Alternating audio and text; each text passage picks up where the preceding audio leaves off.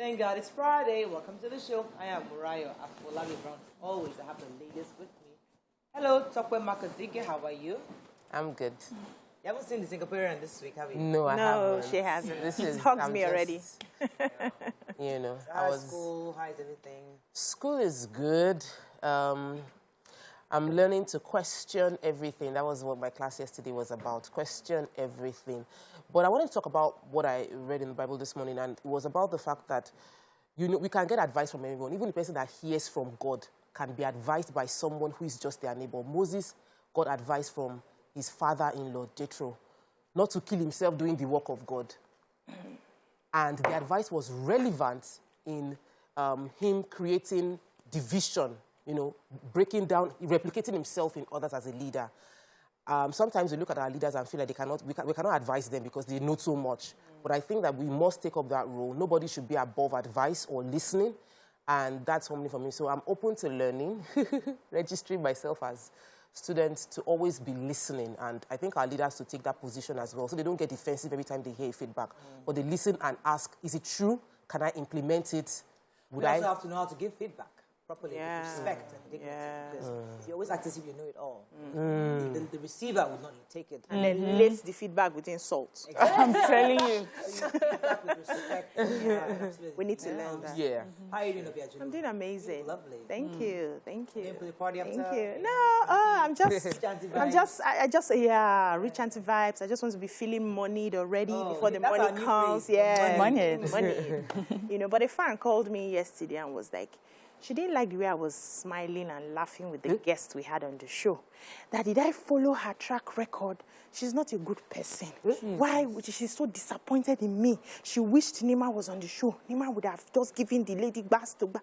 I'm like, my job here is to understand people, have a conversation, enlighten people. I'm not here as a judge. We are not, the ladies of your view are not here as a judge. We have a job to do, and somebody came with the right energy, and we gave that same energy back. Am I supposed to be judging her past?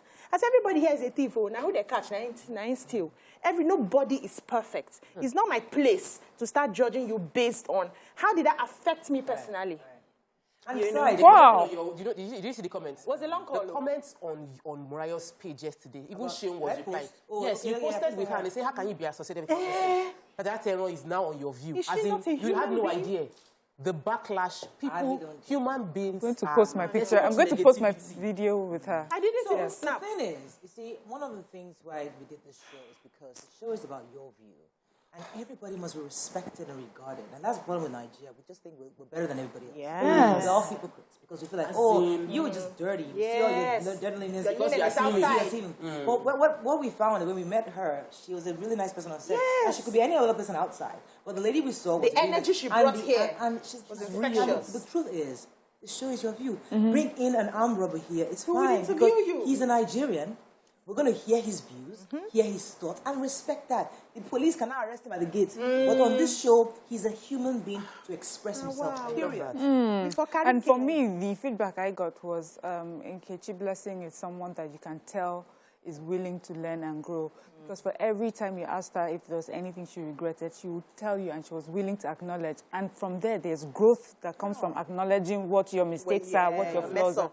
I really don't understand human beings. For me, the person that has a problem is the person that called you to judge you for interacting with another human being for being a human being. Yeah, so we see, and if we look into that person's life, we never know. Exactly. So we all have different things. But my response, I did not give all my response here. Yeah, I just... How are you doing? I'm fine. Oh, I'm fine, thank you. I think my daughter learned about inflation yesterday because I gave her money to go to the talk shop and then she brought change. I'm like, why is it less than? She's like, I don't know for the lady. She used to sell her donut 200 and now she's selling it for 200. That's inflation. When we come back, we go through the front pages of the paper. Stay with us. We'll be right back.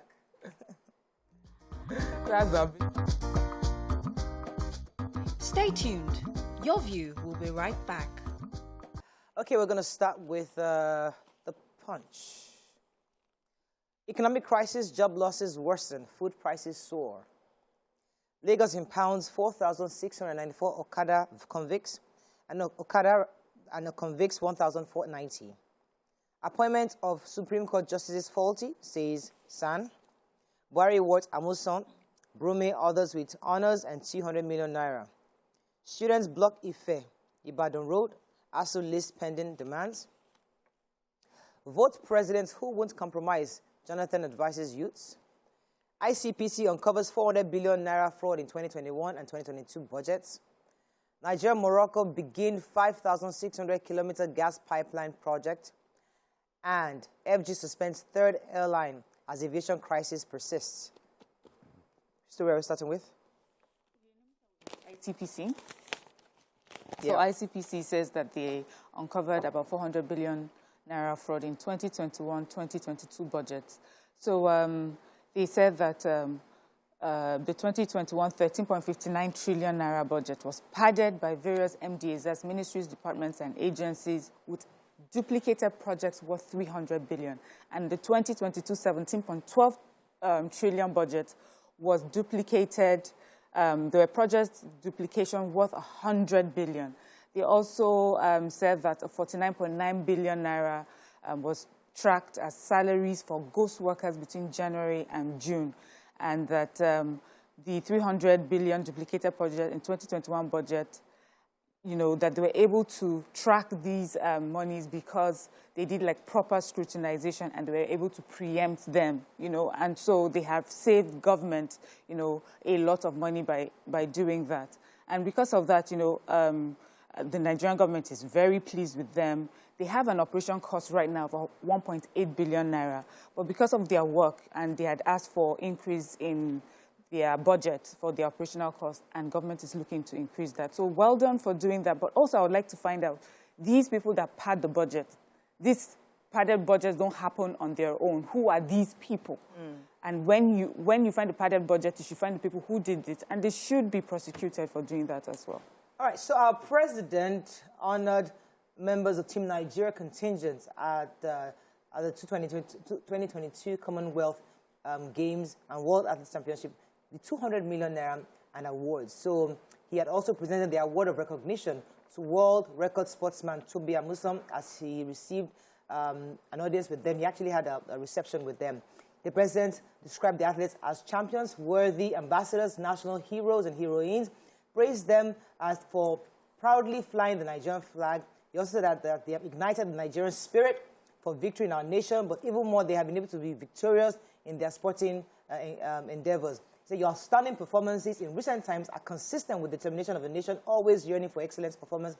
You know, successes always have plenty of family members. But yes, we were honored by the president, and he was able to share 200 million naira with them, which is great. Yeah. At least I'm happy that they were properly honored. Well done. We thank God for them. Okay. So the former president, Goodluck Jonathan, has appealed to Nigerian youths to vote for a president that has the interest of the nation at heart.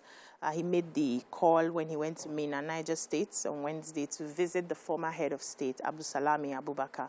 And he said we need to start focusing on a president who would have the interest of the country, a president who would take Nigeria as a project to be worked on, a president who believes that he's not just a leader but also a servant as well. Those are some of the people that we have to be looking forward to, you know, being at the helm of affairs, and we all need to come together to select these people. And he said that he just came back from a treatment. He had a medical treatment outside the country, but he had to come back to Minna because as an elder statesman, Nigeria right now needs his sort of advice. And so he goes to visit from time to time to check on all these former leaders and see what they can offer the country, Nigeria. I wanted to ask him a small question. Why did you not use here for your medical treatment? Let's move on. But I want to take the story, human interest, feedback from the Okada ban. So according to Punch report, there was a press release that between the 1st of June when Okada bans became re-implemented, and they said it was based on the review after the lynching of the engineer David Imo. We all remember what happened in Lekki when motorcycle riders lynched David Imo, and it was after that time they decided implementing the Okada ban first within 6 local governments. Between the 1st of June until date, about 4,694 motorcycles have been seized from those who didn't comply with the rule between 1st of June and 9th of September. They also mentioned how 47 tricycles, 103 6 vehicles, 26 tricycles, all impounded for disobeying one traffic rule or the other. And the conversation is they're going to continue to implement this, that Lagos, being the commercial city of the nation, needs to be safe and orderly to attract more investors. I'm happy to see a bit of sanity, though. We're seeing improvements. Fantastic. Let's go on a quick break. When we come back, we continue with our review. Stay with us. We'll be right back.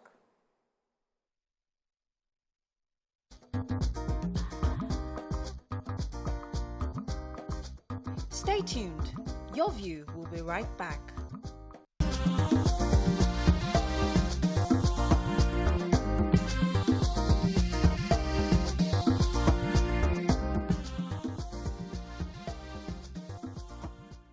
Moving on now to The Nation. But they judge why Atiku may lose next year's poll.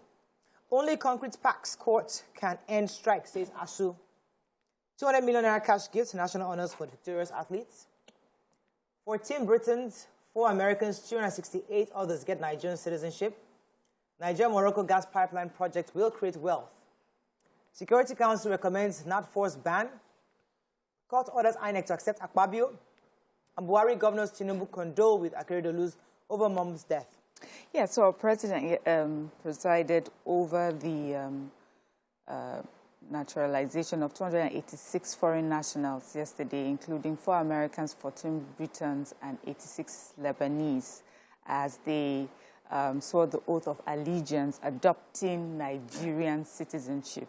I thought it was a good story to take. They said the last time this happened was in 2018, and our president explained to them that you're expected to abide by the ideals and institution of the Nigerian national flag, the anthem, the pledge, and respect for all constituted authorities. Just like we do, right? Yes. Just like we're expected to do. And I just thought it was a good story to take. We always take stories about Nigerians, becoming American citizens and British citizens. It's good to see that other people we have want to become other people Nigerian. that, even Americans want to become Nigerians, Lebanese. Okay. But I wonder, many times I've seen maybe when people, especially if they have a different skin color than us, and we're like, in your country, would you do that?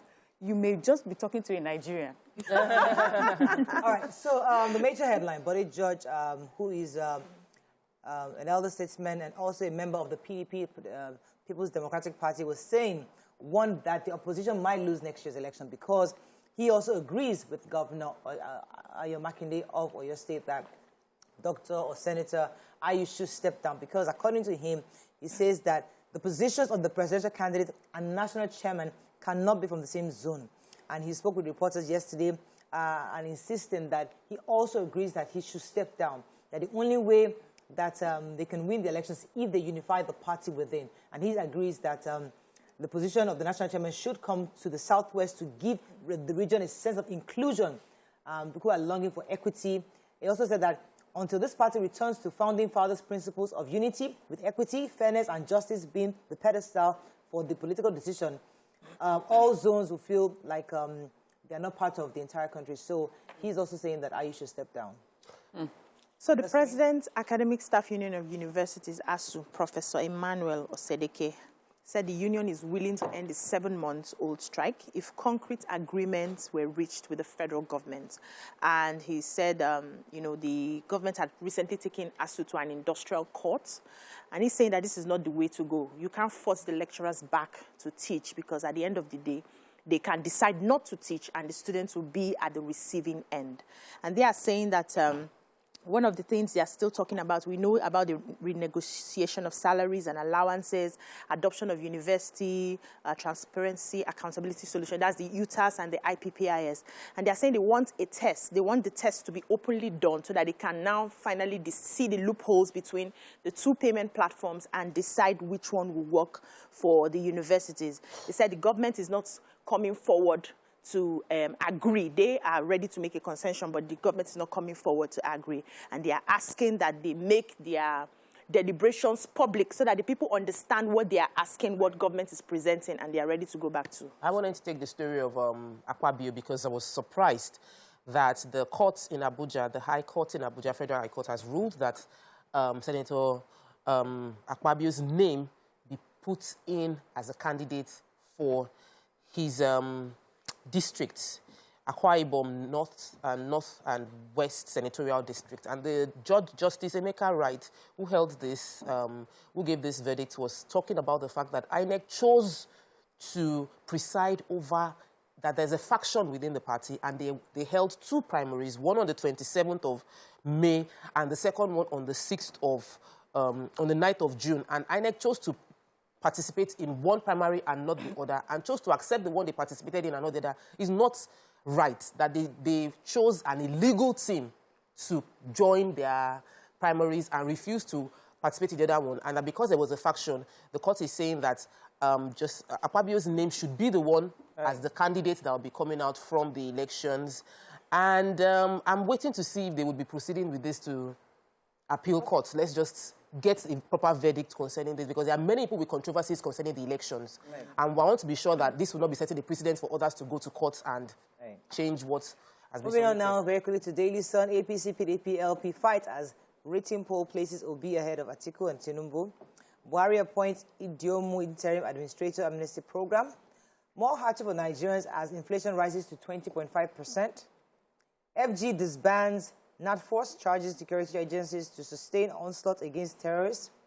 Nigeria-Morocco gas pipeline project will create wealth, says NNPCL. Buhari announces 200 million naira cash gift, national honors for Commonwealth Games. NSIA, 3 states medical centers seal $100 million healthcare expansion deal. ASU gives conditions to end the 7-month industrial action. And keeping IU may cost PDP victory, but Ikeja warns. Okay, which story? Yes, the Group Chief Executive Officer of NNPCL. Yesterday, during the signing ceremony of the Nigeria-Morocco gas pipeline project memorandum of understanding, the NNPCL boss explained that NNPC, for this particular project, NNPC is very well positioned to progress the project because it can leverage on its experience, technical capabilities ranging from gas production, processing, transmission, and marketing, as well as vast experience in other things as regards executing major gas infrastructure projects in Nigeria, and also explain to us why this particular project is important. He says it will create wealth, for our country and for Morocco. It would also bring about an integration of economies of the African countries. He also said that this will improve standard of living of the countries involved and other countries within the African region. It will help in mitigation against desertification, and there will be so many benefits that will come as a result of the reduction in carbon emissions. So it seems like a fantastic, good, it will benefit us well, not only as a country, but as a continent. The fun part of it is the fact that we're going to be the major people supplying the gas. That, we've been looking for ways to deal with our gas. Yes, so we supply the gas, and I hope that the deal is lucrative enough for Nigerians to gain something from this. Major headline was a very funny story.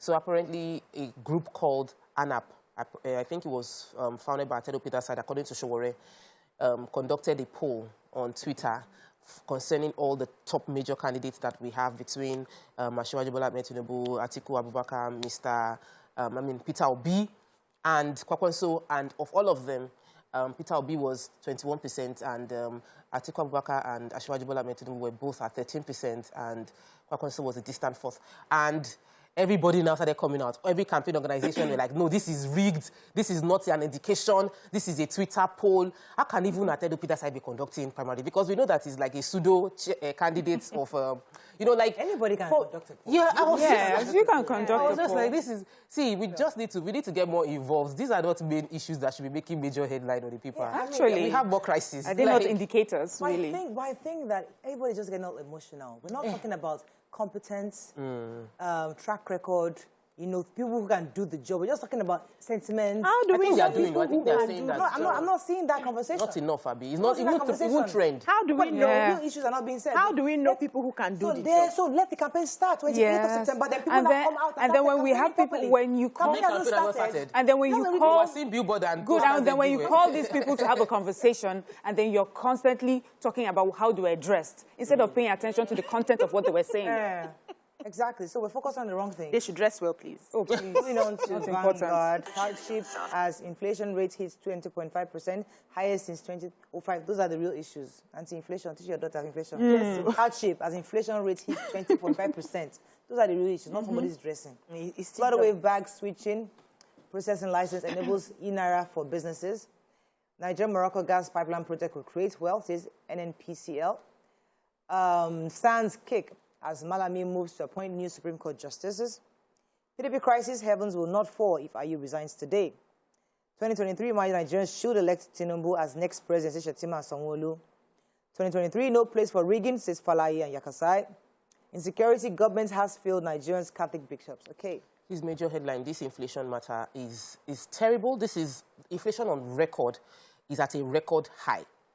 20. We have the food inflation has hit 23% according to the Nigerian Bureau of Statistics, which means that we're spending more money. There is also a prediction of job losses that is going to worsen based on the crisis going on. People cannot afford the livelihood they are getting. Companies are shutting down. So people are not able to meet standard living in the economy while leaving them in abject poverty. This is from an economics expert from the Pan Atlantic University, Professor Olalekon Aworinde. The Nigerian Bureau of Statistics has said that compared to between August last year and August this year, there's been a 3% increase in inflation, and that we're currently at all-time high. Even though inflation seems lower in the rural areas as compared to the cities, it is still terrible. Ebonyi State is at 25%, Rivers State 23%, Jigawa 17%, Borno 17%, Zamfara 18%, and Bayelsa 23%.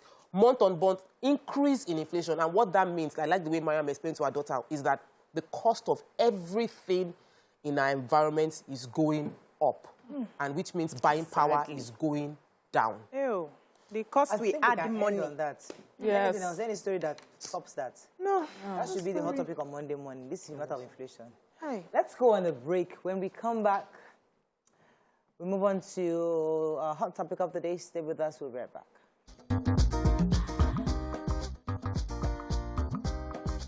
Stay tuned.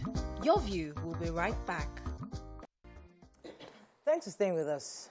So, yesterday, the news broke that many cars have been auctioned off in Lagos State. And there were videos passed around that private owners of some of these cars that were being auctioned were victims of governments impounding their cars.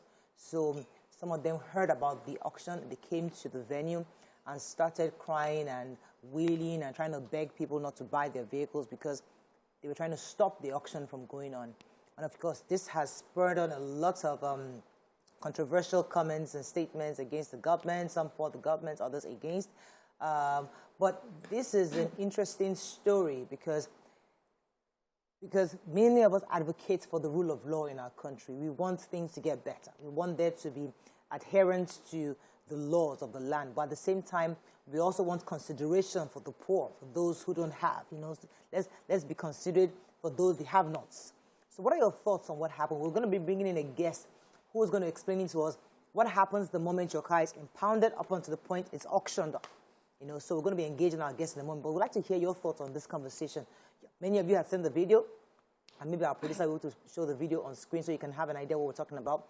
But the entire scenario was somewhat heartbreaking for others, saying, why would somebody be crying, you know, and there's nothing they can do concerning their vehicle being auctioned out? What are your thoughts on this? You can call us on 081-270-53687,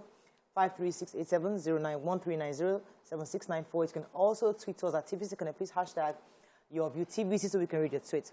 All right, let me start with you, Toko. Your thoughts on this video when you saw it? Nigeria can make you feel heartless. Nigeria can make you become a heartless person. And so the drama stemmed from one person who followed, I think it was on one way, and his car that he said this was all his, they gathered all the money that they had to buy this 1.8 million naira car, and it was auctioned off for 450, and they couldn't afford to pay. And that was where the sentiment came from, and they were crying and they were wailing that they are saying this is their means of transportation gone. I'm of the opinion that if you look at the law itself, the law is unbiased, the law is neutral, and the law is to protect and keep order in the country, in the land. But when the law seems to punish the poor, and some people escape from the law, when the law stops being unbiased, when the law punishes poverty, then people start to react, and there will now be different groups attributing it to this is a poverty, this is a political, this is this one, this is that one. In actual fact, I'm not against the law, but I want the law to be, it should be fair and just and unbiased to everybody. So if the law is that if you follow one way, you will lose your car, then even if you have a siren and you are driving a bulletproof car, you will lose your car. But what we see is, most of the time, that's not the only car that got impounded. Most of the cars that get impounded are people that they do not have that connection of phone calls to make.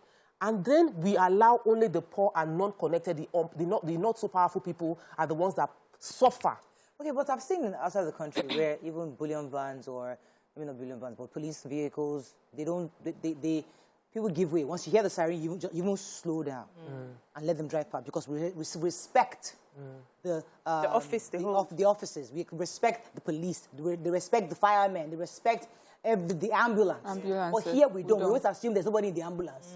We always assume there's police. And because, see, so how then do we have a country? That's why I said that we are heartless. If we continue to speculate, there's nobody there. Who is the police going? It's not just going to pick one high flyer in the airport and begin to block the police. Then when do we have a country? At what point do we birth a country? Let me come to you, Tori. So, if you borrow somebody's cloth and go to a party, please do not go and be dragging stew. Yes. We want Nigeria to be better, but we're not willing to make the sacrifices. Those countries who have been able to achieve a certain level have, some people sacrificed seriously. Some people had to pay. People who were corrupt saw it. Whether it starts from the rich or the poor, it will still touch, it will get, as long as there's a process, there's a plan to achieving a particular thing. However it starts, it will go round if people are beginning to sit up and comply. We want a country where we obey rule of law. Yesterday, I was stuck in traffic. I got home like 7:30 from picking my children from school. We were hungry. They were nearly dying in the car because that area was so blocked. And then my daughter kept complaining and saying, Mommy, people are passing this road. People are taking, Mommy, can we tell the driver? I said, no, that is wrong. You will not die in this traffic because you saw, let us sit in this car. She did not understand why I was choosing to. Why am I doing that? The day I will pass, they will catch me. Yes. And then I start speaking English. And start saying that after this law, this Lagos, this country, they are wicked. Maybe I don't have money to go and bail the car, and they auction it, and I'm complaining. I'm wearing borrowed clothes, meaning I don't have money. Shouldn't I obey the law? It's that simple. You want to use people, you want to compare yourself with people who can make a call. You're not there. Let's start from that. You are not there. Don't compare yourself with anybody. Yes, so no, hold on first now. Hold on. We are still coming, we bash the rich people here every time. We're still coming to that. But right now, whether you are rich, whether you are poor, can you just obey that law? And if you see that there's an enforcement going on, can you now you mess up, swallow it. Can you? Okay, we'll come to all the processes when our guest comes in. Miriam, what are your thoughts? Okay, so I feel that they've, just covered everything. And for me, it will just be about the processes that after your car is impounded, before it gets to the auction stage, I hope that there are different levels. Are you given an opportunity to go to the impound lot to pay a fine and get your car back? And if you refuse to do that, then I guess, when you find yourself at the auction ground, you sort of understand that you refuse to play your part. First of all, you got impounded because you broke a law. And two, you were unable to pay the fine or refused to pay the fine. And then you find yourself here and now, everybody's crying. There's an attitude also, whether we like it or not, that many Nigerians have. In traffic, you would see, especially the bus drivers, they will drive so rough. And then when they scratch your car and you come out, they take off their clothes and lay naked on the floor, sort of to embarrass you into forgiving them. When from the very beginning, all you could have done is just drive your car carefully, and no speeding. Yes, and then good, yes, and then everybody would say to you, then you become the bad person. The truth is, we will not grow as a country.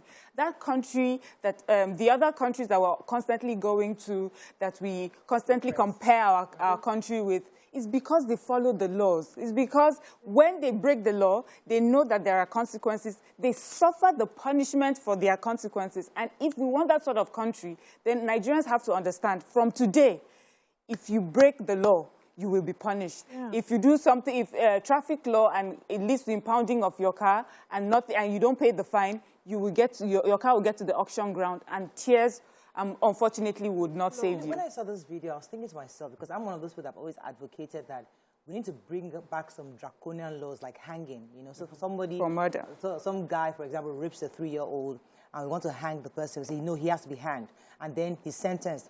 And then his mother comes, his auntie's family, community comes, please no, don't hang him, he's our breadwinner, he's their only son. You know, that brings all these various issues of these, all the reasons in the world why we must not hang this man. Because listen, yes, he committed a crime, we can forgive him, but please, this man, there are 9 children that he's taking care of. We need him alive.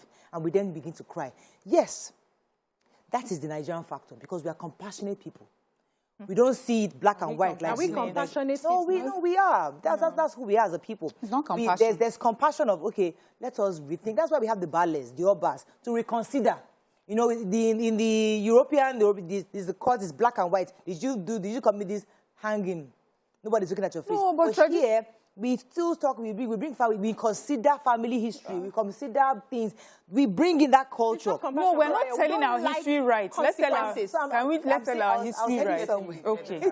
What I was trying to say is that because we're a compassionate people, can we give room in our laws for these kind of things? Can we find a way to modify it such that, okay, when this happens, can we have other considerations to even give them a first right of refusal? To buy, make sure, Yasikira, can you pay for this? We'll give you 6 months to pay it back, to buy back your car. If you now can't buy back your car, we will now auction it. And she signs, I have willingly let go of this car to the government, because now you can have, you know, this is how you protect yourself. So first, let me just respond to the fact that we're compassionate people and the ballets. History, let's tell our history right. People were punished then. People were sent into evil forests. Yes. For being bad. So we punished people for wrongdoing. It was part of our culture, and we're compassionate. Secondly, even westernization sort of brought this justice system is a more compassionate way than our traditional system, where they would listen to you and sentence you maybe to a long life instead of just beheading you and throwing you to the evil forest. So this is where we are now. Now, concerning this impoundment, I'm sure that there are different levels before you get to the auction ground. There are fines to be paid. But I also see that in countries where this is normal, they have companies, go-betweens. If you're unable to raise your fine during the time that you're supposed to, they will give you a loan. You go, you get your car, and then you're now dealing with these companies and pay it back. So eventually, this will open up a whole business. But there's a huge value chain attached to this auctioning and impoundment. People are going to get jobs. So, but the truth is, what we're trying to make sure is Nigerians follow the law. And if you know you cannot pay a fine, if you know that things are tight for you, just follow the law. That's on the Nigerian side, on the citizen side. Now, for those who are enforcing the law, you cannot be seen to be biased. That's just the truth. We cannot watch you let others go. We cannot watch you impound the car of someone who has a nice car, and then the person makes a call, and then that person goes away. The truth is, what will happen is this system will just implode in all our faces, and we'll go back to square one. Let me go on a quick break. When we come back, we'll open our phone lines and take a few calls. Stay with us. We'll be right back.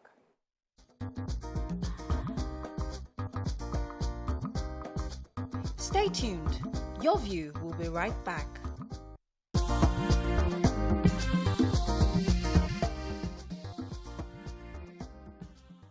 Thanks for staying with us. Now joining us, we have Mrs. Arinola Ogbara-Banjoko. She's the coordinator, Lagos State Special Offences Mobile Court, Ministry of Justice. Welcome to the show, madam. Thank you. Good to have you on the show. So we watched the video before you came in where the vehicles that were impounded were being auctioned out.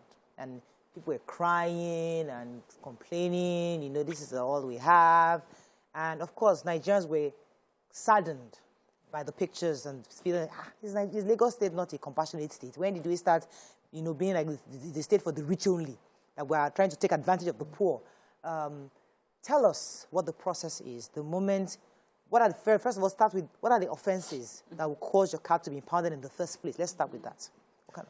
Most of the time, well, there's a law in process. It's not just the fact that your vehicles were arrested, impounded, and auctioned. No, okay. That is not the process. Most of the time, there are different offenses that warrants for your vehicle to be impounded. Maybe obstruction. The major one is one-way, prohibited routes that we all know as one-way. The law that governs that offense is Part 3, Section 27 of the Transport Sector Law.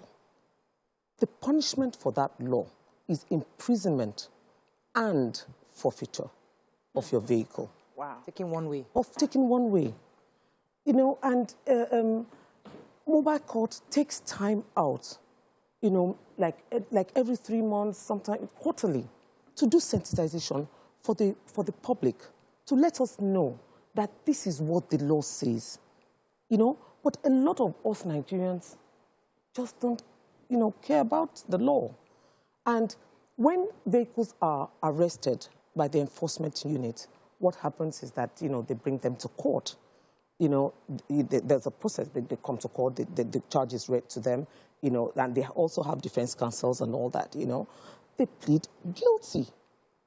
If they plead not guilty, we go for trial. And if the court finds them not guilty, their vehicles are actually returned to them. But if the court finds them guilty, you know, the law takes its course. Once they plead guilty, is there a bargain for that? Because they confess that I was guilty. So can they go into plea bargain the way you can get something, a lower sentencing? Well, I mean, like, you know, that would be at the magistrate's discretion. But usually, you know, the magistrate will follow the law. You know, most of the time, they don't give imprisonment. Yeah, so they fine. So now I think they don't give imprisonment. Yes. They probably will forfeit. But yes, you know, it's imprisonment and forfeiture, not all forfeiture. There's no option of fine. There's no option of fine. Wow. So that law does not give an option of fine. Okay, so the people in the video that we're watching right now did not get that option of fine? They didn't get the option of fine because, you know, that particular person is actually a commercial vehicle, what they all call korekwe, you know. Smaller buses. Smaller buses. Yes. Most of the time, they don't adhere to the law, you know. And, you know, and we actually take time to go to NURWT, yes. You know, we go there most of the time, to, you know, and we meet with their bosses, you know, that, look, please help us sensitize your people under you that, please, they have to adhere to the law. They are the ones, if it's at the yard, 70% of the vehicles there are commercial vehicles. So I was going to ask that. It looks like they get away with the whole lot. I thought that the commercial buses were the one that getting away with the law. No, they don't. No. So one question I have, though, we're just bantering over this at the makeup room, that do they get, like, the rights of first refusal? Like, I know that I've lost my car, and then now you want to auction off my car. If I can gather money, can I buy back my car? You have enough. Yes, you can. Oh yes. Everybody, most people there, you know, are car owners that, you know, got their cars forfeited. Okay, so... Yes, and they have an option to buy it back, yes. They can. To buy it back with everyone else, or can they approach and make sure that they can, if they can pay for it, then the car does not need to be auctioned? You have committed the offense. You have to somehow pay for the offense. You pay for it. You know, you see, a lot of people have been whipping up sentiments. You know, the guy was crying and all that. You know, the car had been forfeited about 8 months ago. Yes, but what could he have done in the 8 months to not get to this point? No, there's nothing he can do. Okay. But obviously, like, you know, the government have been magnanimous to you know, auction the vehicles, you know, to the public. So if he could afford, why not? And in particular, I was there. The guy that bought the vehicle actually gave it back to him. Oh. Yeah, okay. Oh, really? Oh. Somebody bought the vehicle and gave it to him.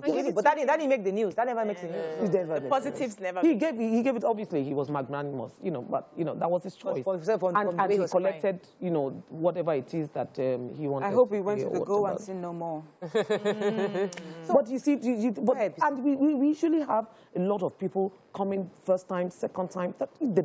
A lot of people don't learn from it. So I'm always worried that sometimes there's no room for first offenders. There are people who do not even understand that this is a one-way. Maybe this road has been plied for so many years as not a one-way. And all of a sudden, you just go there that particular day, and then you see people coming to say, this has now become a one-way. Can I give you an example? Hold on, man. And you were not told, you were not aware, the map did not, we use the Google map these days.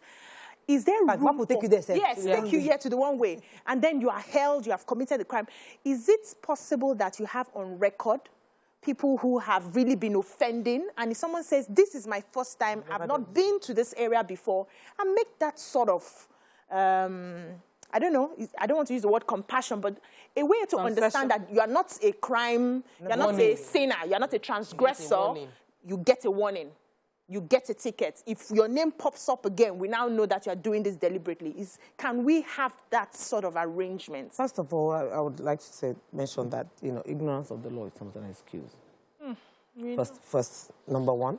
Number two, there have been several cases whereby people have come, they've been arrested, and they plead not guilty due to the fact that they didn't know that it was a one-way. Now, there was a case that we did not too long ago, and the vehicle was arrested, and he said that there was no sign. Even though the arresting officer said, it's no one way. Everybody was shouting, it's one way, it's one way. Okay, fine. In court, we went for trial. The court actually went to locus. We went there, to find out whether there was actually a sign or not, or whether, you can actually make the mistake, or he did it intentionally. Wow. When we went to locus, we actually found out that, yes, there was no sign. And people had been plying that road. Obviously, after that, sign was put up. So what happened to him? He was let off. He was cautioned and discharged. So he has to go to court first. Yeah. So, but the truth is that Nigerians don't want to go to court. So, you see, you like the fast way. You impound my car, make a few calls, take my car out. Nobody wants to go through that process of going to court and appearing and defending yourself, because what is it now? You start crying. And that is what was mentioned yesterday. A lot of people abandon their vehicles over the fact that, they don't want to go. There are other offenses that is just fine.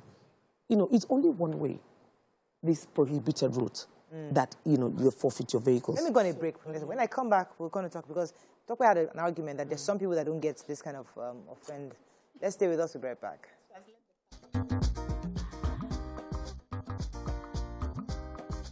Stay tuned. Your View will be right back.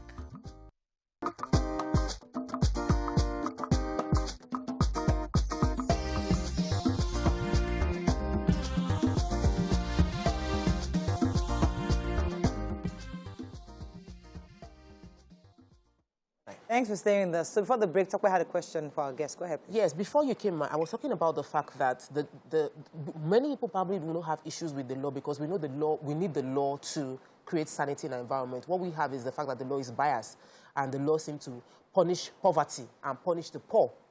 Yes, because the rich would follow the one way, and they can make phone calls. And because of the size of their car, some of the security officials let them pass through, because they're like, this is a big car. How come we are not impounding bulletproof cars? Is it that no bulletproof car follow one way in Nigeria or in Lagos? Can I just correct that impression? First and foremost, at the auction yesterday, we had Prados, big cars. We had Infinities. We had other big cars. It's not just, the law is for everybody. It's not just for the poor. It's just like, maybe we have a lot of sensitive, people that are aware of the law, and maybe it's because all these commercial people are the ones that, the supposed literates, in quote, that don't follow the law. I don't know. You understand what I'm saying? Like, you know, but there's nobody that will come before the court and have committed that offense that would not go down, regardless of whoever you know. Yesterday, there was a brand new C-Class Mercedes, 350 or something, you know, brand new. There. Auctioned to yesterday. You called me, man. I'm telling you. It was there too. Oh, the owner was there too. The owner was there too. He buy it back. By the time they got to theirs, I think that is actually going to take place today because like it continued. Okay. Yes, because by the time they got to that level, I should go there and check it out just in case. But there was a TV presenter whose car got impounded for this 1 week. He really made social media. There was a news anchor at a major TV station. That was just about 2 months ago. Yeah, was he also there to buy back his car? I'm not sure. Removed his car from the car is actually still there. Oh, his car is still there? Yeah, the car is still there. Interesting. Yes, the car is still there. So that's part of the thing. So we always assume. You don't know. See, that's why. That is very Tokwe. Because Tokwe. No. This is don't be for the Ma, don't let her get away that easy. Yes. And the makeup, which was saying it categorically. As if she knew that they would never impound a rich man's car. As if with confidence. And that's how the evidence just speaks. That's why I am here to represent them. We should all come and now my mind has been changed. Yes, I'm happy that we made that clear. But also, there are a few other things. That car is still there. It's still there. That's good to know. But there are other things I would like for you to clarify. Yes. So, because my darling, let me pause you for a second. I have Mutio's been holding for a minute. Good morning, Mutio. Are you there? Hello. You're live. Go ahead, Hi, please. Mutio. Yeah, I'm fine. And you? We can hear you. Go ahead, please. Caller. Welcome to the show. Welcome to the show. Thanks. I really appreciate our guest. But my own concern about the law is that in most cases, it is always on the poor masses. Because the rich are able to get away with some of the offenses. And in some instances, even the law enforcement officers, based on some things that there is no need for them to actually say, there are some places in Lagos that maybe in the morning it is a one way. Maybe when you come in the afternoon, it is not a one way. But there are no signs. Me too. So we don't. Me too. Can you hear me? So we don't go over this again. Two things you've said. She has said that in cases where the offender is able to defend him or herself in court, that I went through that route and there was no sign. If you can come to court after your car has been impounded, the court will go there and investigate. And if you are right that there was no sign there, they will give you back your car. She mentioned that earlier. Secondly, she also said that. Go ahead. As it was said. Yeah. So there should be time that the offenders should be given. Okay, maybe the first offender should be pardoned because we are living in a society where majority are poor. Okay, Mutiu, so the other question, Mutiu, I get that. The problem with that pardon is the fact that this offense, people die because police officers die when somebody reverses and drives one way. So God forbid a loved one of yours is standing, maybe the police officer, and somebody drives on one way, hits him, dies and runs off. Now, would you say they should give you a first-time offender? That's but a driver that is in his common sense cannot go ahead to be driving against the one way. Because we have many offenders that are ignorant. But as your guest said, there's no ignorance in the law. But there are many drivers that don't really know that in some ways, maybe one way. Okay. So that should point taken with you.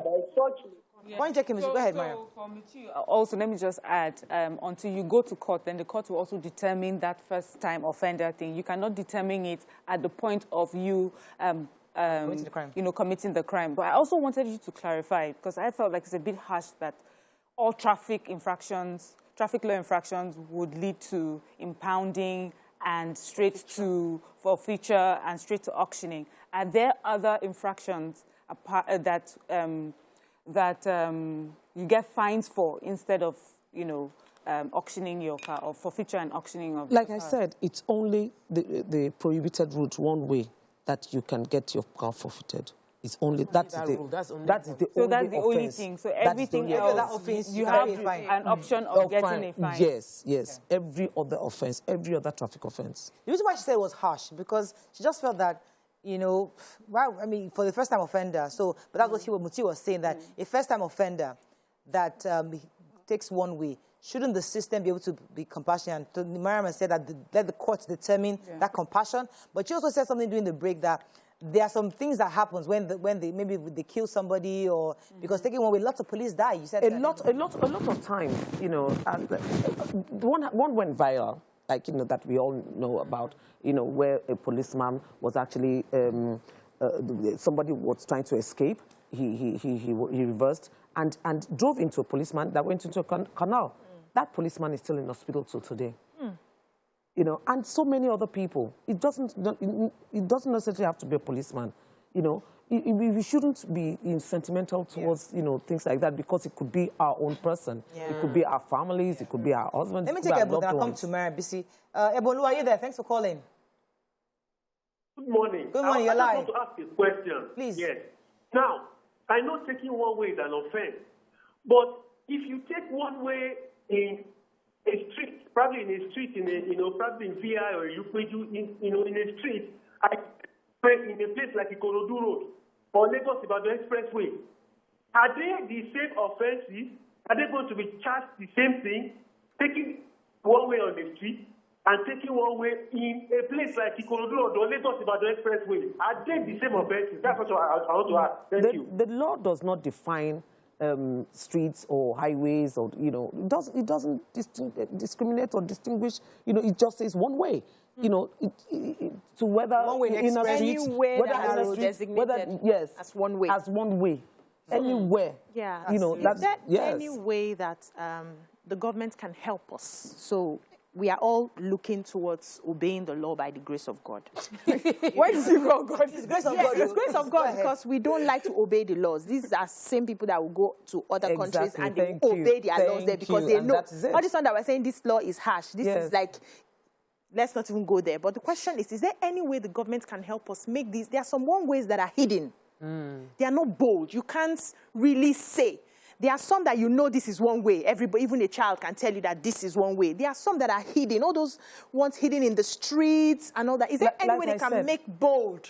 Like I said, that this is test I didn't see. If the offense is very grave, they should make it bold. So you know, when you say one way, you know one way. You cannot even argue that with anybody. Like I said, if say for instance, you know, they are arrested and they claim to come to court and they claim that they didn't know that it was one way, the court will go ahead. We don't want to get to the level of the courts, man. I'm just saying there are roads that are hidden. There are streets that are hidden. So this is what let me give you an example. Because the Bible says, thou shalt not kill. It is there. It's there. We all know it. The Bible will tell you, thou shalt not kill. So it's in our faces. Same thing. If this is the biggest offense where you go to jail, and your car being pounded, it's the biggest offense in Lagos. A lot of the streets where it's pronounced, where it's not claimed in Lagos. Most of it, obviously, like, you know, Ministry of Transportation, they've been doing a lot these days. They need to do more. Like the case of, put up because she mentioned the story of our colleague in another TV station. I drove through that same area and people go through one way. If anybody, that area, everybody goes through one way because the road is under construction and at a point they go out. And if you're not familiar with the road, you go on that one way, you will not know. You just say because everybody has been going there. You see people going and some people going. Always locking behind. I saw it. So I just, because I remember this thing happened to a colleague in another station, I decided to go back join the proper way. But some people still follow that one way and they went through and somebody could go through that and then the person gets caught. So and also for context, first of what she has just said, there's so many twists here saying that the government needs to do better with the signages. And some of them are even alleging that there are particular areas where it seems as if they take the sign off, that you may see the sign today, but they'll take it off, and then you find enforcement officers waiting right there to find you or get some sort of our knowledge. That's why a lot of times Ministry of Transportation, they usually go around trying to put signs. Let me take a few comments on social media before we wrap up because we need to move on. Hello, Mariel. The law on one way is draconian. They should implement steep fines instead. This is where our lawmakers must come in. Signs are already available. Rather than policemen last mile focusing their efforts on arresting people, they should focus on directing drivers to not enter the one way. So I get that. So many of us think it's another tweet here, please. Malachi Odo says, when you are driving into Oronshoki just after Zenith Bank, you are supposed to make a right or left turn as the road is a one-way. Yet, there's no sign indicating so. And every time people have expended their money and time to put one, the officer stationed there remove them. You people need to do a lot of investigation. That's specific, specific very, to that place. Why the Nigerians passing those areas? So the feedback, we get it that when your car gets in, the only one fine. The other offenses have monetary monetary penalties fines that you can pay. Yes. But the only one, the biggest one is one way. And that one way, you will go to jail. They will impound your vehicles. So you can make it bold. And now that we know that, we as Lagosians should do better.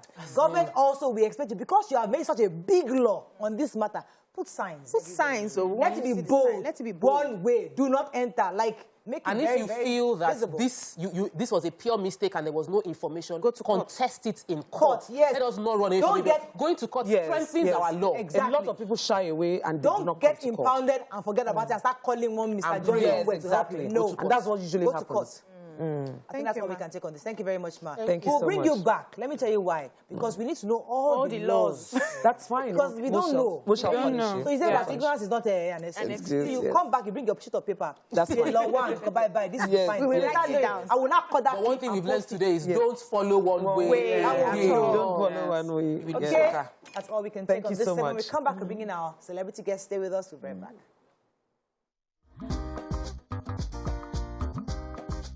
Stay tuned. Your View will be right back.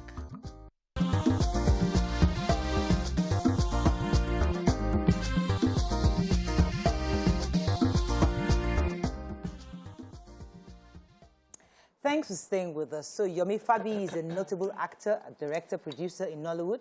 He has been in the industry for over a decade, and he is known to have produced several award-winning movies.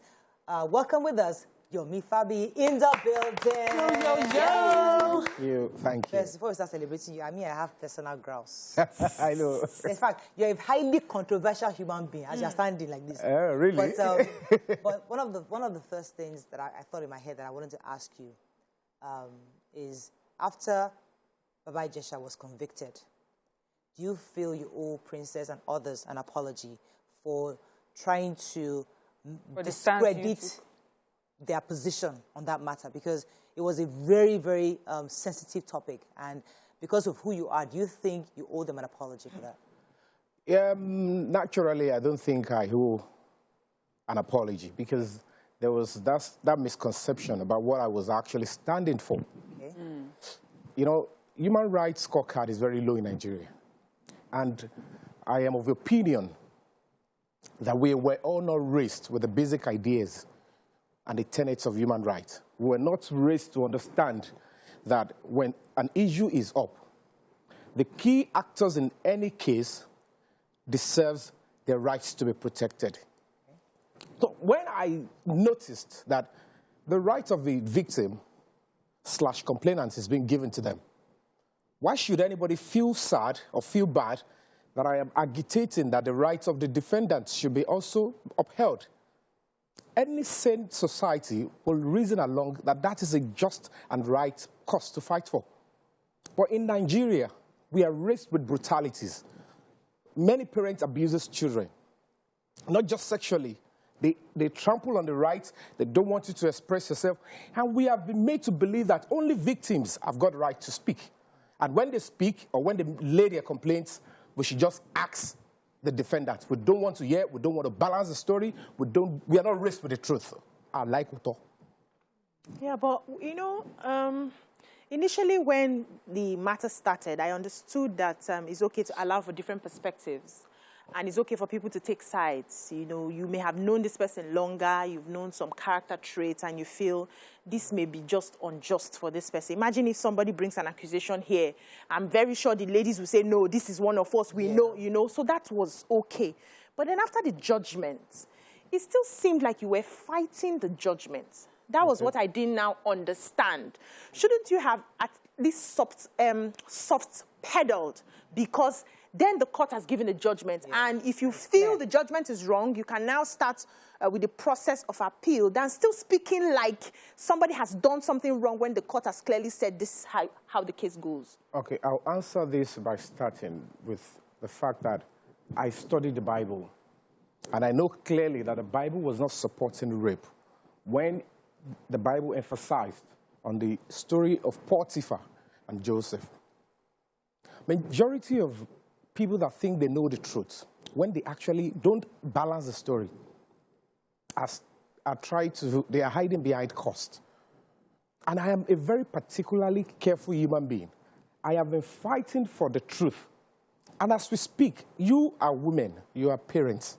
You studied and you went through this case for a year plus. Can you, in your honesty, I'm charging you to the court of conscience, how old is the girl? This is a lady that has features of an adult that was used to bait an adult.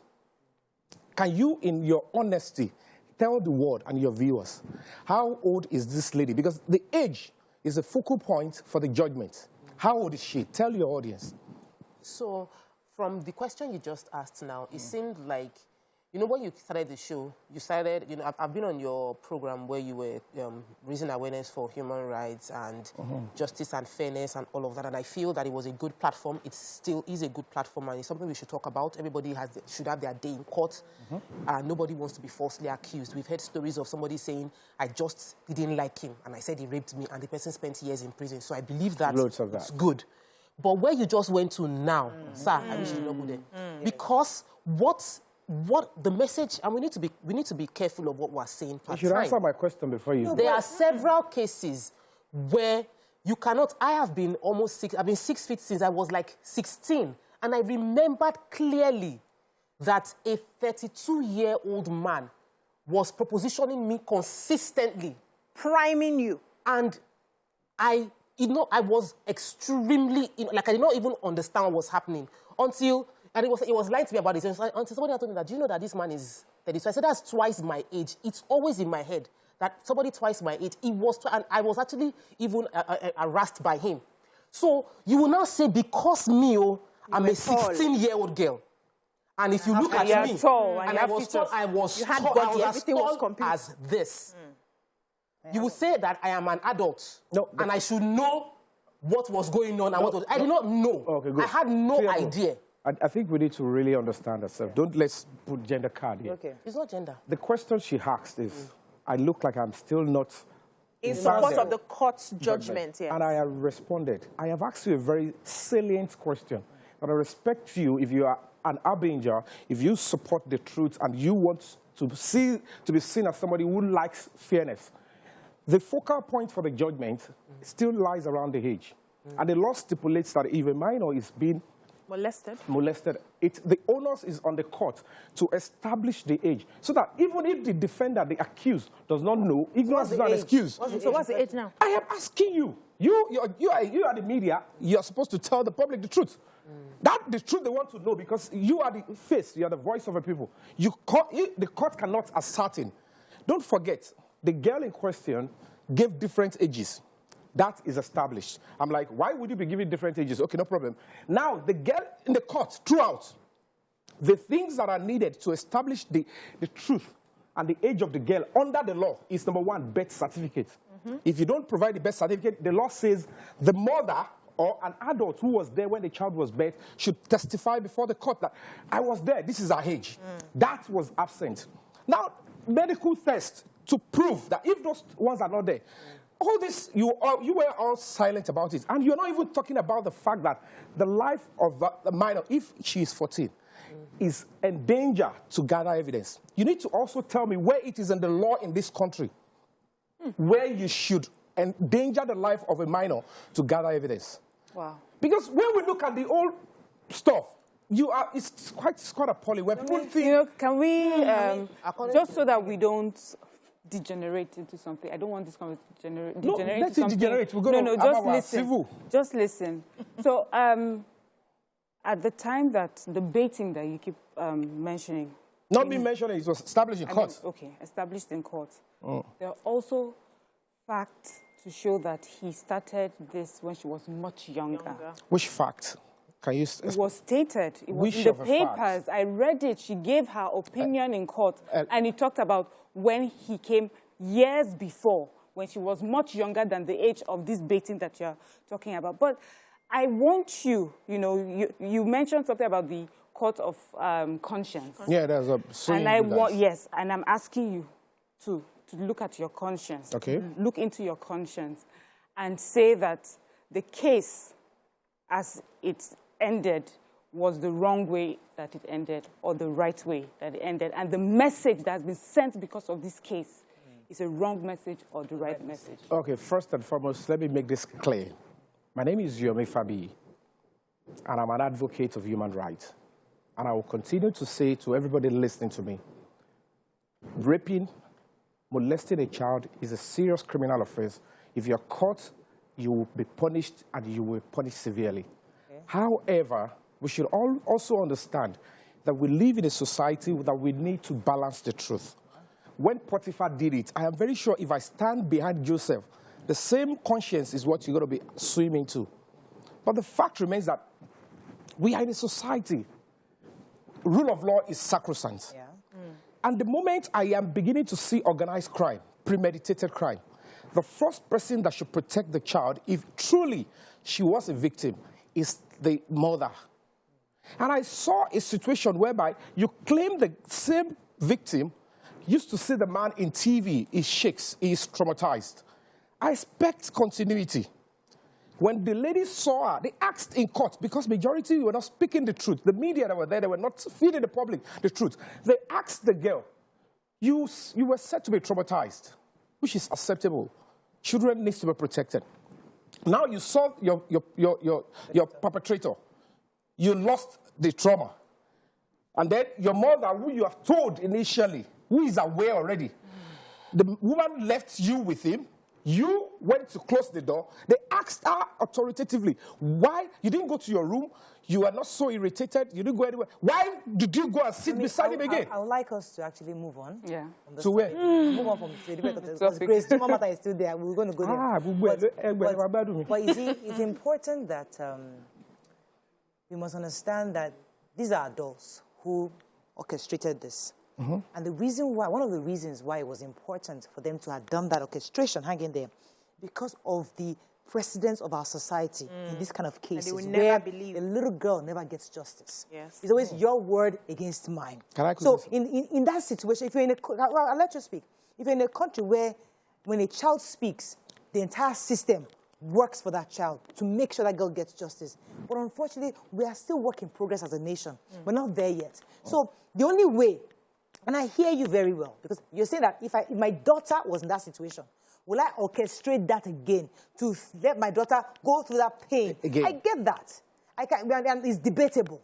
But you must also understand the adults in the room saying, listen, the only way we can catch this man is if we orchestrate this thing so they can catch him in the act. We will not let him go far, but he must be seen trying to do what he shouldn't be doing so he can go to jail. Okay, now, first thing that I would have expected mothers to do, I noted it. You were not concerned about the life of a minor, number one, if truly she's 14. Number two, if the testimony were to be true, the complainant said, my girl told somebody. You are not asking, why is the person first told not even talking? And secondly, you are not concerned about parental negligence. If truly a 7-year-old is defiled in my house, not that the girl is living with the person, is living with me, somebody came to visit me for just 40 minutes, and you defile a 7-year-old who has not been defiled before, and you're telling the whole world that the girl is not sick, no evidence of pump shaking, I didn't take her to hospital, no multiple tears, anything that feel. Why would somebody tell us that story, and then you claim that you were there, that I was there that day, but I didn't notice anything? So the man did it. If it is a word of the mouth, he who asserts must prove. I am not saying children are meant to be catered for. They're meant to be cared for. Nobody should mess up with children. Okay, I have fought for children. I have fought for all these things. More than. We have our summit now. I spent millions organizing a human rights summit. How would I be so stupid and say, I want to stand by a rapist? Okay, are we moving on? Let's switch. I wanted to just... Because it is very, very personal. It's a sensitive matter. You know the statistics of people that have been molested as women, the number of people that have been molested. Have been silent. Because what I said on the show today, I never told my own parents about it. Because they know the person. What you are now asking us to do if I now say that is an to adult, still going back into backwardness. You want this country, it's like we're in a work in progress. But immediately you stuck into the old ways. Jungle justice, fire by ordeal, torture, organized crime. How do we differentiate the truth? I am fighting against police that don't use torture as a means of investigation. So what I'm hearing you say now, a civilian to do that. What I'm hearing you say now is the judgment was wrong. You have said that in so many ways. The defendant is appealing the case. So that means there are so many lacunas. They are seeing loopholes. And it's within his right to appeal. Okay. Nobody should point taken. infringe on his rights. Let's discuss. Let's move forward as a nation. Not all this sentiment. Another allegation. Blah, blah, blah. This issue, this is your auntie, Grace Jimo. Auntie? She's your wife. No, I'm not married. Okay, she's I am divorced since last year. All right. Single. You did something recently that many felt that was inappropriate, you know. Showing the video of her in labor, many people thought that was distasteful, you know, and you know, because they said you're trying to score points, you know, trying to prove a point. What was that about? What was your mind when you shared that video? And what exactly happened? In fact, let's step back. What happened with you and Grace Jimo? Thank you so much. What you been in here? You know, the world we live in, social media age, they just think. Go to social media. What you know social media. Many women are on social media, so there is likelihood you might not win in any case. I did all my best to care for this woman. Everybody saw it. From birth, I did everything humanly possible. She got pregnant. I was in UK for 6 months. I came back. I took care of her. I have not even met her parents. I have not even gone to her house. She said she's not going to leave. I said, no problem. I took extremely good care of this lady. But when women want to force you to their will, and then you are not ready to have good characters. You want to be controlling me. You look into my phone. You complain this. You hit me while I was sleeping. You draw my genitals. I can't touch a woman. I'm not in that habit of touching. And at that point, it's so sensitive for me. Any news, Lagos State will hang me. So I was just suffering in pain. 4 good times, I had to call in the police that I am going to die. The 4th time I told the DP, I said, I am telling you on my honor. So she was abusive? Terribly. I threw the evidences out. Immediately she saw the evidences, including when my security was with me at a point, midnight. At a point, police came in. She left the baby. She ran away. When the police left, she came back. I can't touch her. She will be talking to other men. I can't do anything. Now, I decided to say, okay, fine, let me just go. I went to police. Police said, go to court. I went to court. They separated us. I gave her what I can give her in my property. I said, take them. The house you are living, take it. I'll go and look for house elsewhere. And I moved in under the supervision of the police. Because I am a soft target. After doing all this, they said I should be giving you 70,000 naira monthly. The baby is breastfeeding. The money is for her. And any expenses for the child, I'll take care of it. I do take care of them. In the first 2 months, I left. Immediately, this lady went and then sneaked to a blogger that used to mess people up. I want him to go down. She started selling fake stories. I'm like, why you? How does a woman switch from loving you to hating you? I don't understand. Something must have happened on the way to you. In this day of social media, we can't differentiate which is true love again, because many things are hypnotizing, brainwashing them. They want to be on point. So do you think you played any part in how it turned out? Is what we're saying. The bitter truth is that nothing actually bad turned out, except that she wants me to still stay with her. Nothing bad happened. Okay, you moved on from her. I moved on. I packed my load. I picked things that I needed. And then she said because there was no generator. And then I said, take it easy. I want to calm down first. I want to understand. Two, a man and a woman are together living in the house happily, supposedly happily. What happened? Is it that she cheated on you with other men because she said that she was talking to other men? Or is it that you cheated on her? Is it that she was abusive or you are abusive? So what happened? At what point did it turn sour? God bless you. It's been turning sour. I said 4 times I called the police. Why? Because she was attacking my life. She was going to eat me, kill me. How? Because she said she saw pictures with... I gave her a phone. She said she saw picture that I gave her. She said she saw picture of me and 3 ladies. You don't know which one I'm dating. And she started fighting me. Which one were you dating? Okay, so there were allegations of... So you're cheating on her. No! This was even like I give her the phone. We're not even in a relationship. Okay. You're not getting it. Okay. Previous. Okay. All right. When I was in UK. How can you be seeing message? She saw a message with my ex-wife, the Yoimbo. You are fighting me over it. And then the worst part that led to the video, to go to your question, she now accused me of a very serious, terrible thing. She said, I beat her to stupor that forced her into labor. That is a huge one for somebody. You know, I'm a human rights advocate. I am a decorated human rights ambassador. How do you say that to me? When naturally I don't even like touching, I would like to touch my partner. You have done worse things. I didn't raise a finger. That was why you released the video. So I have several moments where I cared for her. It's quite unfortunate. People are pathetic on social media. I took this woman to the hospital to give birth. I was at the edge.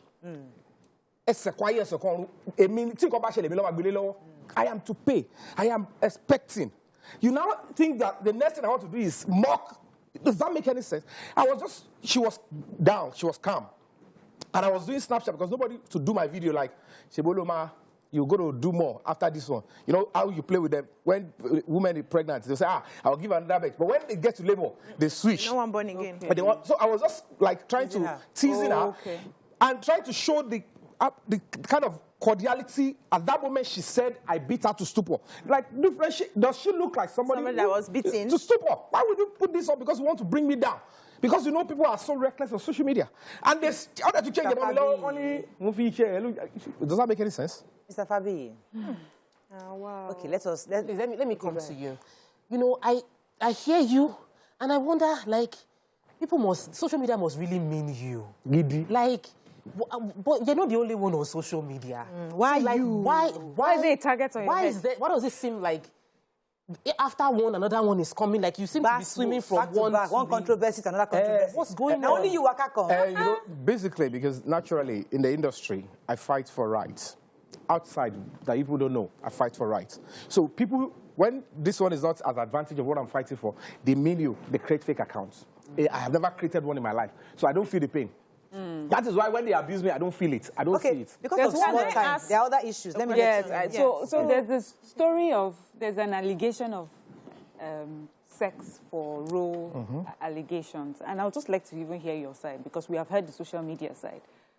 Social media. Yes. So tell us. No, the point is... Please, can you defend that allegation? No, naturally, they will always go for Samson. They will want Samson to go down. If he gets to his stage, Samson will be weak. But me, let me be honest with you. There is no way somebody will come. Our job is passion-driven. If you want me to attack those that find love in the industry, you want me to be insulting those that are couples. But when people know that sex for role is a serious thing, and if they attach it to you, it weakens your reputation without basis, without evidence. Look at the other young lady that I helped into the industry. Yes.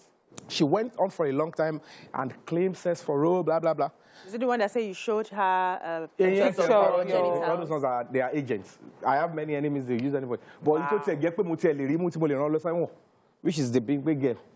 I get saying, naturally, when you are very soft, you're very easy. I offered you a role. Okay. You got into the role, I didn't do that. You went on for a long time saying things that will weaken me because I took a firm, disciplined decision when you messed up. The next thing is later, you know, okay, let me come. She came up with the truth. He didn't ask for sex for role, but he asked me out. Where does asking somebody out?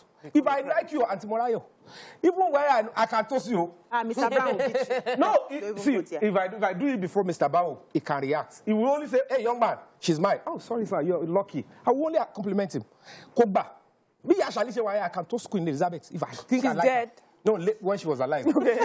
But why should they turn it to crime? Because they know social media is so reckless. They put up they can't just juxtapose the difference between sex for role and asking you out. There are lots of producers and directors that we... Don't go along accuse. They use it for men. We are weaker.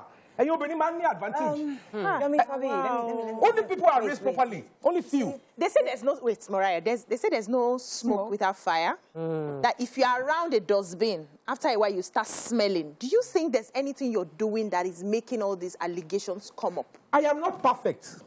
If I toast you, you say no. I didn't force you. And I'm doing my own. But you expect me that because you reject, I should star you in my movie. So they have to accept for you to star them in the movies? They get angry because they think because they didn't accept. That's why they're not star. Where is the condition that I must use in my movie? That is why that guy said he didn't use me in his movie. What kind of entitlement is that? They bring it to social media and you all dissect it and think I don't have life. So I just go blank. Do you know what I'm curious about? I would just like to know who. I would like to know, see, beyond these controversies, beyond the stories, yes, I would like to know who you are. Well, Mariam, high five. Simple. Who are you? ABT, as good as I am, I just see that I am a decorated human rights ambassador with the U.S. Embassy. You also 100th time, yes. There, Title? She was at my summit. I think whether she or it was Rugged Man or somebody that made comment like, Yomi, you're spending millions on human rights summit when you could have used it for launching and stuff like that. It's my call. Your passion. When we were having the NSAS, while I chose to stand by the public, I have never been brutalized or messed up by the police before. I have never been even put in cell before in my life. But I feel the pain of those that have been hurt. I was campaigning during the NSAS. I was sleeping on the floor. I decided to do one costume, one cloth for 10 days. I did not shower. I was sleeping on the floor in Assembly here and Lekki. I was only lucky not to be. I don't know why that man held me down on that on the 20th. But on the 21st, I was out.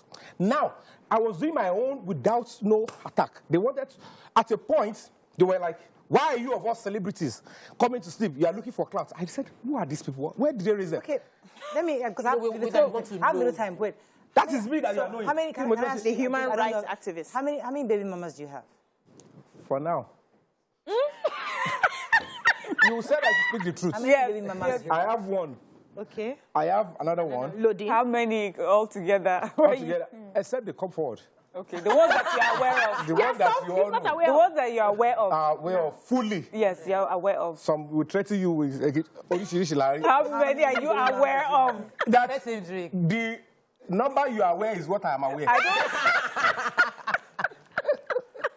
See, I sense a streak of male chauvinism in your talk, the way you are, the way you even objectify women, and I sense, and I said to myself, and I asked myself, how was your growing up? Wrong allegation. So maybe it's a perception, so I could be wrong. You said it from the beginning anyway. So, like, did you grow up with sisters? Do you have a mother? Do you what's your what? No. How did I come to this? No, that's not did you grow up with your mother? It's a comedy. My mom, I have a very, very decent, honorable background. My mom raised me to stand by the truth. My mom raised me not to do things for material gains. And while growing, forget about it. Go into the industry, ask my colleagues, not on social media. Ask them who really I am. The only thing they will tell you is Yomi has guts. If he wants to go straight, he's not going to bend. If Yomi stand by you, I don't betray. I have penchant for loyalty. So, and that alone upsets some people. That you should try and be diplomatic, pretend. I don't fake. I don't want people to like me. I just want to be doing right by your side. So they see like, you are in the industry, you want fame. Why are you acting like you have class?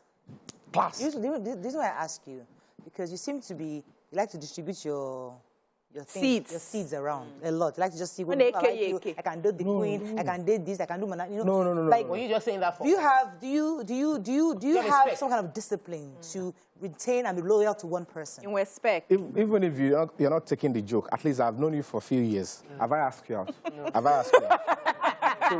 So why is my class in doubt? Yes, because just every man, it has been destined that men will go for women.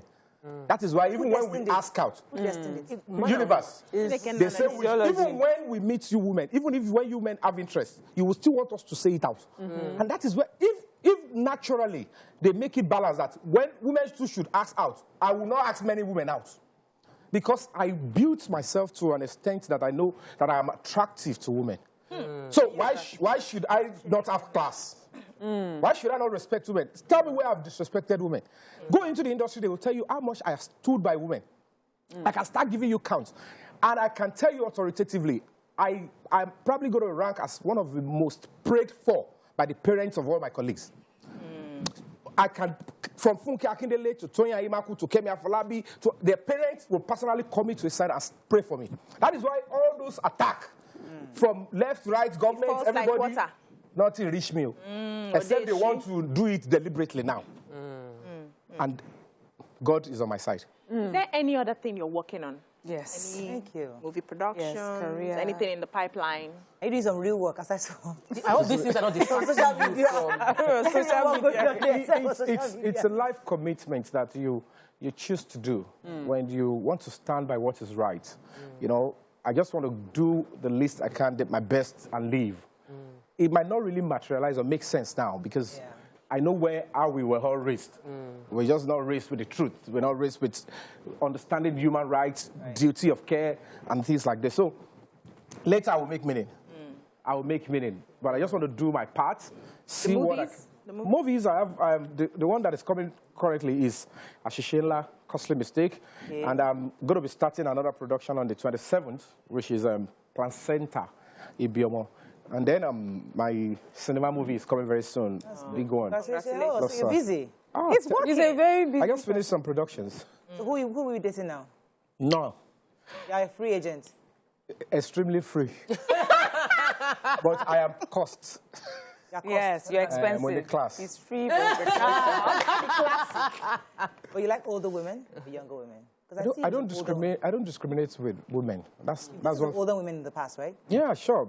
Because How much older? Like 10 years? 10 years. Really? Yeah, because at the end of the day, I couldn't even differentiate. I'm still the man. And Whoever, however. Just pray you're blessed with a good woman. Most of the young ones that we have now, they don't even want to listen to anybody. They're just on social media. When they give birth, they're on social media. They live parenting. One final question. Hey. Why the movie Okoyabo during the trial? What was that about? That's another very important question. Thank you. There was no trial then. There was no court session. The court was on strike. And the person who was accusing me, who was bastardizing me, she has got millions of followers. So many videos. They were calling me rape apologists. And I'm like, what I am saying is quite germane. It's loud and clear. You are ruining my reputation. And I need to walk on the speed of light. Luckily, I'm a filmmaker. Anything I see, I must use it as a film to educate. So there is a particular story, different storyline. So I just had to infuse what traverses between me and her into it, like 4 scenes or 5 scenes. Why use her name? It's not her name. If you Google Yabo, it brings millions. If you Google Yabo, it brings millions. Her name, her face, her voice was not used. See, many people have been tutored wrongly on social media. I deliberately, the point is, there is Okoyabo. I can always bank on that. I'm a filmmaker. Show and bees. It is a show part. But they only twist it to make it look like I'm attacking the victim. When I don't even know the name of the victim, I don't know a story. It's not even a story. I only put one thing that connects the character of that Yabo. To tell my story that I am not supporting the crime Itself. I am only speaking human rights. And I even showed in that movie that there is that cordiality and respect for the Yabo. People didn't see that. They expect that. Oh, let's ask him. And they rushed. They said, oh, he committed a crime. None of the journalists could even estray it and say, the judgment that nobody should talk about this was after the movie has been done. So I should go and throw it in the bin. Nothing about the story, no fact of the case was in the movie.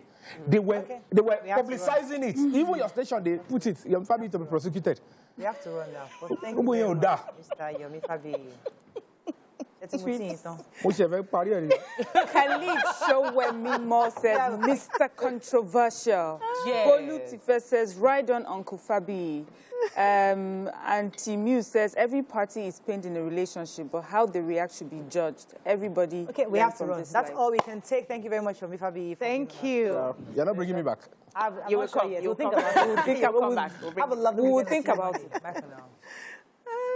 We will definitely think about it. Hey,